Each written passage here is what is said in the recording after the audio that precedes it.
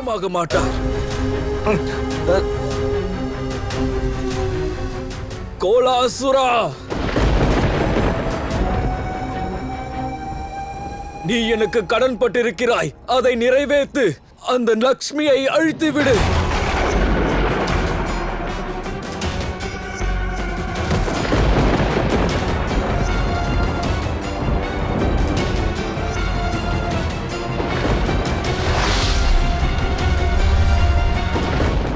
ஓர் அதர்மிக்கு துணை புரிந்து அதர்மத்தை செய்கிறாய் கோலாசுரா.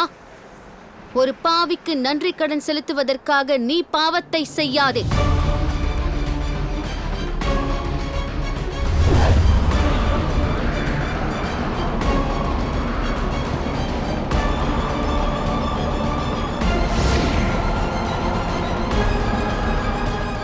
எதுவரையில் எனது சூறாவளி பிடியில் சிக்கியிருக்கிறாயோ அதுவரையில் ஒன்றும் நடக்காது. லக்ஷ்மி வெறும் சம்ருதியின் ரூபம் மட்டுமல்ல, சக்தியின் மகா சொரூபமாவும் ஆவாள். வெற்றி மற்றும் வீரத்தின் அடையாளமாவும் ஆவாள். முடிந்தால் உன்னுடைய வீரத்தை காட்டு. நான் எனது நன்றி கடனை செலுத்துகிறேன்.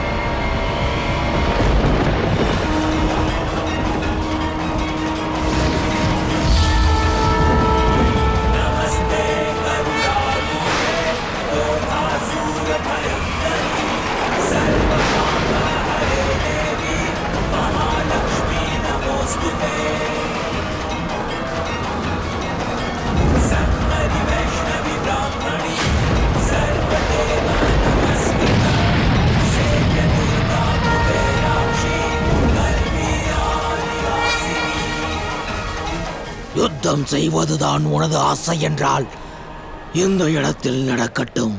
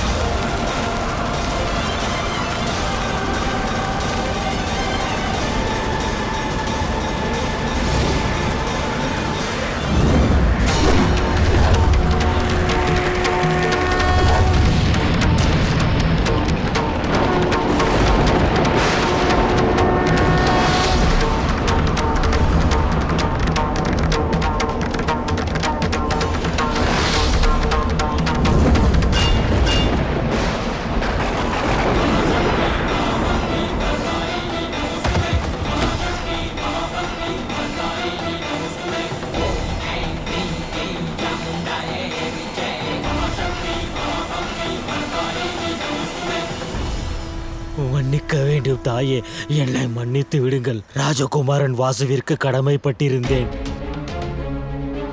என் வாக்கை நிறைவேற்றுங்கள் தாயே. என்னுடைய பிராயச்சித்தத்தில் உண்மை இருந்தால் என்னை தயவு செய்து மன்னித்து விடுங்கள் தாயே. கடைசி மூச்சு விடுவதற்குள் எனக்கு ஆசீர்வாதம் அளித்து வரமளிக்க வேண்டும். இந்த உலகம் நினைவில் வைத்துக் கொள்ளட்டும், இந்த கோலாசுரனின் வதத்தை தாய் லட்சுமி செய்தார்கள் என்று கூறட்டும்.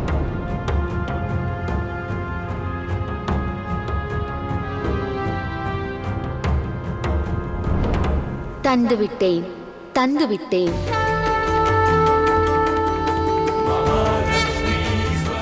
இன்று முதல் இந்த இடம் கோலாப்பூர் என்ற பெயரில் புகழ் பெறும். அதோடு நான் இங்கு மகாலட்சுமியின் சொரூபத்தில் என்றென்றும் இங்கு அருள் புரிவேன்.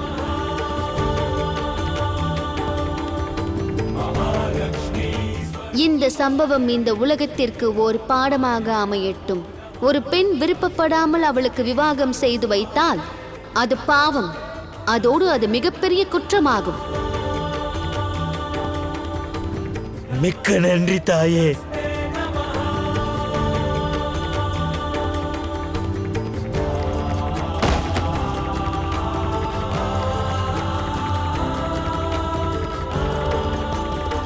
பிரம்மதேவர் மிகவும் சிறப்பாகத்தான் கூறினார்.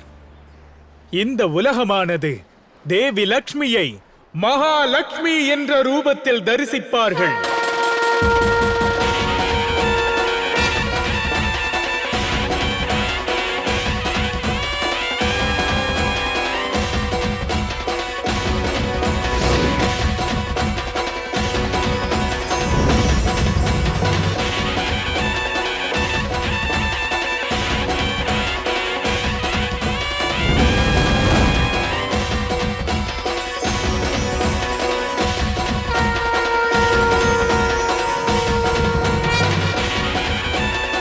தேவி மகாலட்சுமியையும் அவர்களின் மகிமையையும் போற்றலாம்.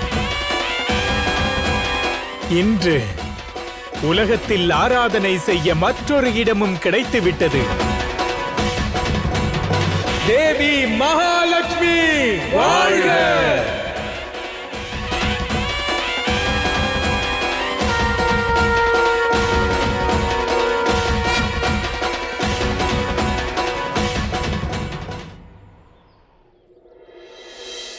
பார்கவி,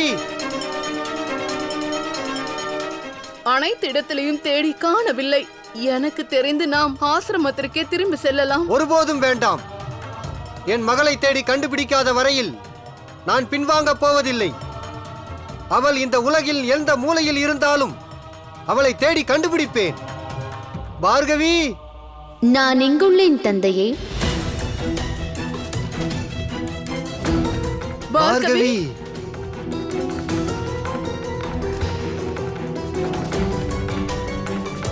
பார்கவி, மகளே பார்கவி, உனக்கு என்ன ஆயிற்று?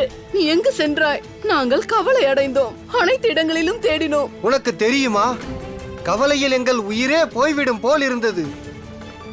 பல இடங்களில் தேடினோம். நீ எங்கிருந்தாய்?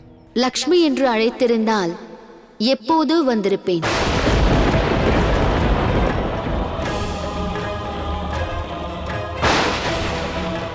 ஆம் தந்தையாரே, சத்தியத்தை அறிந்துவிட்டேன்.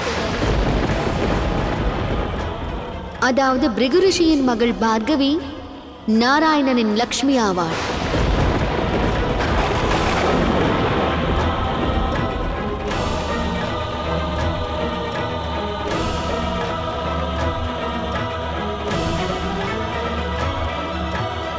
காலம் எனக்கு எல்லா பதில்களையும் சொல்லிவிட்டது தந்தையே. இறுதியில் அந்த மாயக்காரர் உன்னை ஏமாற்றி விட்டார்.